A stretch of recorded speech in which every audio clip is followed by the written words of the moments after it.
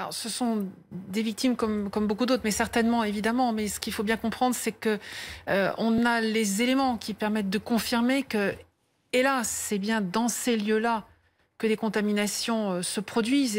Et nous ne sommes pas les seuls à prendre ce genre de mesures.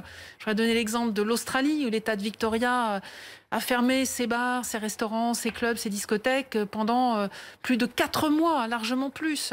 Et avec des résultats d'efficacité indéniables. Donc, c'est très compliqué et c'est pour ça derrière qu'il y a toutes ces mesures d'aide et de soutien qui vont être encore affinées. Le gouvernement est vraiment à l'écoute depuis le départ. S'il y a des situations particulières qui n'auraient pas été prises en compte, ils sont certains d'avoir une oreille attentive pour essayer ensemble de trouver les mesures adéquates. Et Bruno Le Maire l'a encore rappelé, donc des victimes oui, mais des victimes accompagnées. En tout cas, donner un calendrier qui soit précis et une stratégie qui soit claire. Et je crois que les deux objectifs sont atteints. Savoir si c'est la bonne formule, la bonne solution.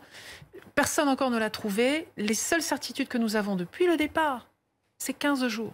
On connaît les indicateurs à 15 jours. On ne peut pas aller au-delà, ce n'est que de l'hypothèse. Honnêtement, question très concrète. Les attestations, c'est encore nécessaire là pendant 3 semaines?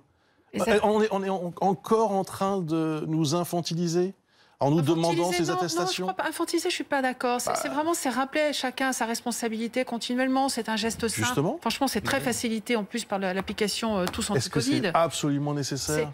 La question n'est pas là. Utilisons des gestes simples. Mais ce n'est pas ça le plus important. Le plus important, c'est je garde mes distances. Je garde mes distances et je respecte les gestes barrières. Le président a clairement dit qu'il fallait qu'il y ait un débat, notamment au Parlement, pour savoir comment, c'est pas le confinement, c'est l'isolement des personnes testées positives. Et ça, on le sait, ça a été une des clés, mais pas pourquoi on ne l'a pas fait? Une des clés du succès de nombreux pays, qui, avec un isolement très strict et très rigoureux, pour le coup, obligatoire dans certains pays, s'en est sorti. Oui, mais pourquoi nous ne l'avons pas fait? Pourquoi on avait des hôteliers qui étaient prêts à mettre leur hôtel et qu'on n'a jamais proposé? Je vous rejoins, il y a clairement eu un manque peut-être d'organisation pour voir comment faire. Il y a plein de sujets, il n'y a pas seulement le fait de leur proposer un hôtel, il y a aussi, on ne peut pas proposer un hôtel à tout le monde.